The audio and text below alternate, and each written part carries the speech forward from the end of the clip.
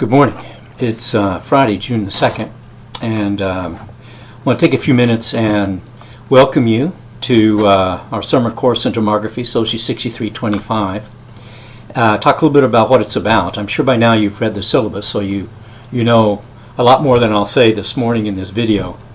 I've described it, I think, fairly completely in the syllabus, what we'll be doing. But I also would like to say something about the first assignment that you have, which is due a week from today, the selection of your two comparison countries. Also, let me say that we're doing this video on YouTube, because when I went onto Blackboard this morning to pop up VoiceThread, it wouldn't pop up. And since we're relatively competent, me less so than you probably, techie junkies, we figure out an avenue of solution, do we not? All right, so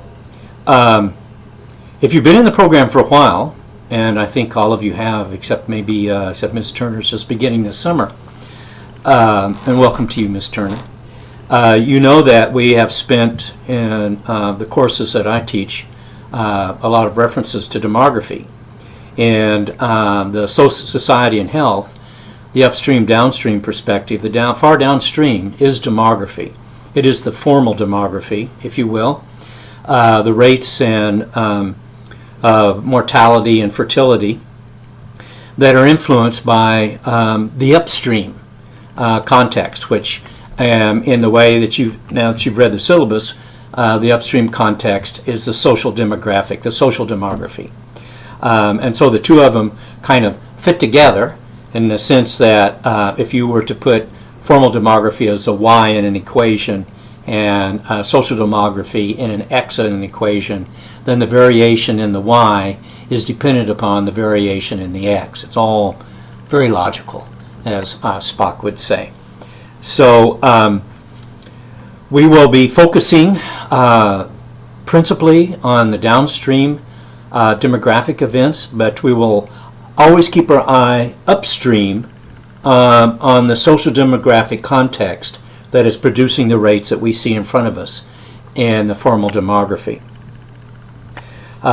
You'll see in the we'll be doing two parts, actually. Let me mention that. The first part, part one, is kind of an international comparison of two countries, and I'm doing it that way because it's can be more clearly expressed. It's in a sense more obvious, I think it is, and I don't mean that as a reflection on any of us sitting around the table and our capability of learning all of this, but the international demography has a deep history, and so the data and the principles and the imagery are rich. Part two is demography at the local level, and that's more of how we would call in sociology applied demography, and its history is maybe a generation, maybe. So the data and the principles are not quite as rich. A lot of what we do is substantial and substantiated by the literature, but always kind of out on the edge in a kind of a creative format. And we'll talk about that when we get to part two, because we'll be looking at city of San Antonio for sure, and maybe also Houston, and apply, well, it is the same principles, demography at the local level as they are international, but the international give us a sense of really getting a feel for how they work and what their interactions are before we do the applied demography at the local level in part two, the second half of the semester. So that's kind of the logic I've got here. Anyway, you've read the syllabus, and this is a welcoming to get you started. Hopefully VoiceThread will be up next week, but we won't care, will we? Because we'll do VoiceThread. YouTube. I'll be back up on YouTube or VoiceThread, a video anyway, Tuesday morning, with something more specific to the mortality assignment that is the encompassing assignment for this first week or two in June, that includes the population pyramids and a whole other wealth of stuff. In a few minutes I'm going to post on Blackboard the mortality assignment, which is a Word document that gives you some instructions about what you got to do and where to go to get the data. And then there's this Excel spreadsheet, 2 or 3 pages, where you will take your data from your 2 countries and place those data elements in the same cells where I've placed the data elements for the United States and Afghanistan. And since the formula, I have embedded the formula, as you enter the data, things will begin to change on the Excel spreadsheet, so that by the time you've entered all of your data, your presentation of your 2 countries will be there intact in front of you. So I think you'll find it maybe if you're not familiar with Excel, somewhat tedious to kind of get yourself into dealing with cells and all of that of the spreadsheet.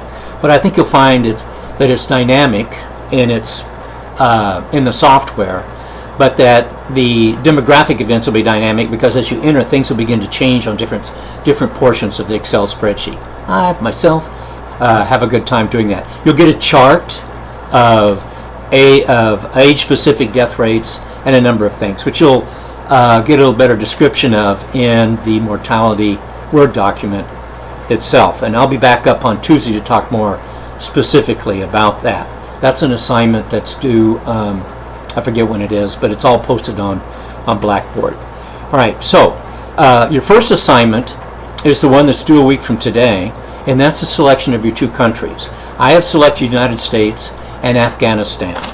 And what I'm asking you to do, which you've seen already in the email, is to go up to that U.S. Census website, the international database, and take a look around. My nose is itching. Take a look around, and but focus once you get an idea of the 2 countries of interest to you. Take a look at their population pyramids, and you'll see how all that does. I've given you some descriptions. Here you can see that here is the United States, and here is Afghanistan. Kind of blurry, I guess, but you can see that they're in very different shapes. You'll see, I've included them on the syllabus in color. But what you're looking at here is Afghanistan with a sort of, if we look at the demographic transition, in pre-transition of demographic transition, in other words, high fertility and high mortality.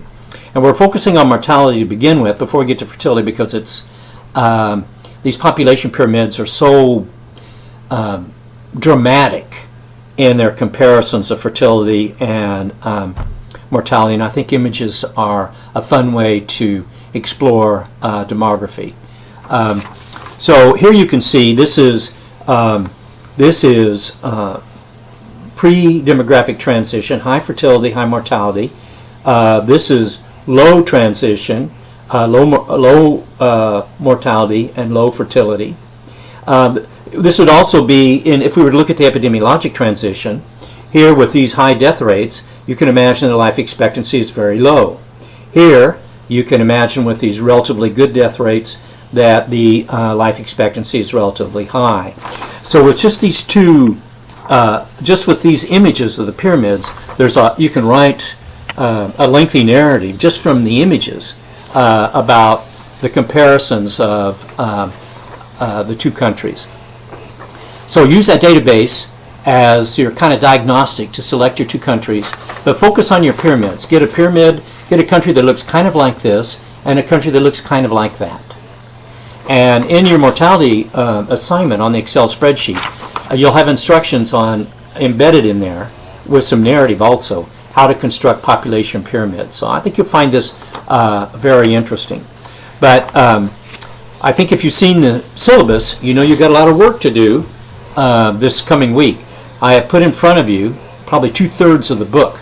You've got to get that reading down inside your mind intuitively so that you begin thinking about what we're doing. We're doing fertility transitions from high to low, mortality transitions from high to low. We're doing some urban transitions that will be interesting for us as we get into the second part of the course when we focus on demographic events in urban environments.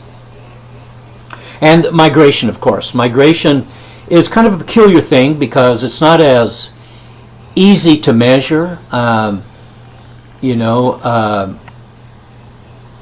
Migrants, the rate of migration is not as clean and as specific as is mortality and fertility migration. I'm struggling here for a second to tell you why that's so, but the numbers of migrants are not always as available to us. I mean, migrants tend to be clandestine, at least in the initial phase, the first generation. So it's not a population that's easy to capture numerically. But we'll talk more about that as we go along. I apologize, I'm stumbling here on that. But we will also deal with migration. You'll see migration population pyramids, and we'll talk about that. Some of this that's happening with Afghanistan is the result of out-migration of adults. They're moving out into other areas where the economic advantages are better. So we'll have some way that will incorporate migration, but it's not going to be as, shall we say, as clean in the mathematics and our imagery as our mortality and fertility. The three components of population change: mortality, migration, and fertility. Okay, well, I think that's enough. If you see this little blurry thing down in front of you there, that's not a windshield or anything like that. It's a magnifier. I've had to resort a little bit to putting a magnifier on my computer, and when I think about all the work all of us do and on computers, it's probably not a bad idea to get a magnifier. It really makes things larger, and especially when doing statistics and equations and databases and all of that, where things are small and you have to lean forward to kind of squint to look at that blasted Excel spreadsheet. This makes it a lot nicer because Excel spreadsheet sort of comes to you. Oh man, look at that. So you yourself might want to consider a magnifier. So don't be alarmed by what you see there. It's not your blurry screen. It's my magnifier. Okay, well, I'm looking forward to 6325. We're going to have a good time. This is my my true academic preparation. I'm a sociologist, kind of an explorer of that upstream context, which we'll call this semester the social demography. I'm a graduate of the Population Research Center at University of Texas. It's a 5-6 year program. It happened to be affiliated up there with sociology, so I came out as a sociologist, but I'm really a population analyst. And the work that I do out in the community is really demography and population analysis in the context of population health. So I'm well prepared to do this course. One other thing that you'll see, I can go on forever, right? That when you get to the readings, you're going to find old issues. I am of the opinion that it's always good to put in front of students the early writings, how these things first became formulated, the seminal works, if you will. These works are like what we would call probably the great-grandfathers, and grandmothers. So that now if you were to get current demographic articles, which you'll have some, they'll go back in references, and they might go back one generation, but they won't go back to the original. It sort of gets left behind. But I think it's always good to put the original in front of us, and because you have plenty of time in your lives to explore perspectives on new ways that people are thinking about this.